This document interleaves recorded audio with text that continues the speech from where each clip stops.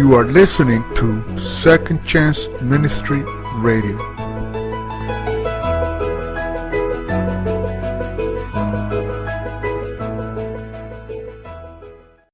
Christian Audio presents The Gift for All People, Thoughts on God's Great Grace by Max Lucado, narrated by Mark Warner.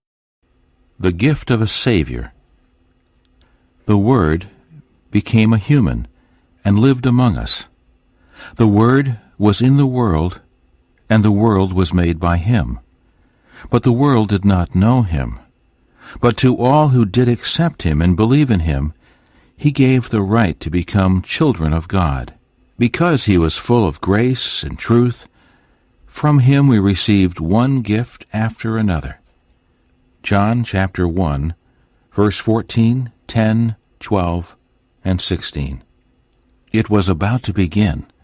God's plan for humanity, crafted in the halls of heaven and carried out on the plains of earth. Only holiness could have imagined it.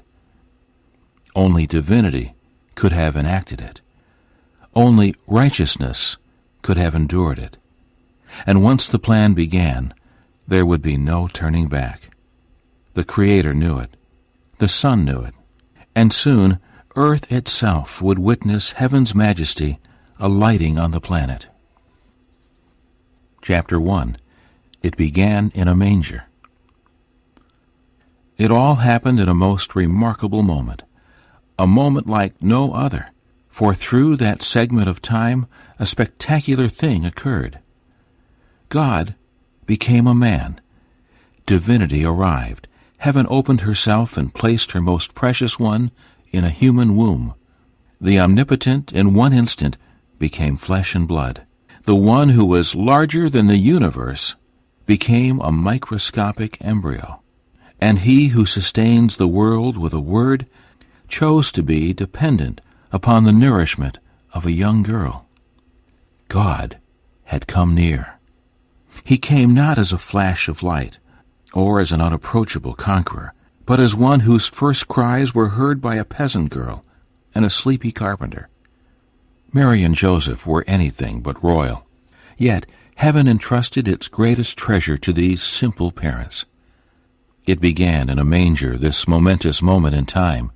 He looked anything but a king, his face prunish and red, his cry still the helpless and piercing cry of a dependent baby. Majesty in the midst of the mundane, holiness in the filth of sheep manure and sweat. This baby had overseen the universe. These rags, keeping him warm, were the robes of eternity. His golden throne room had been abandoned in favor of a dirty sheep pen, and worshipping angels had been replaced with kind but bewildered shepherds. Curious, this royal throne room. No tapestries covering the windows, no velvet garments on the courtiers, no golden scepter or glittering crown. Curious, the sounds in the court, cows munching, hooves crunching, a mother humming, a babe nursing. It could have begun anywhere, the story of the king, but curiously it began in a manger. Step into the doorway. Peek into the window. He is here.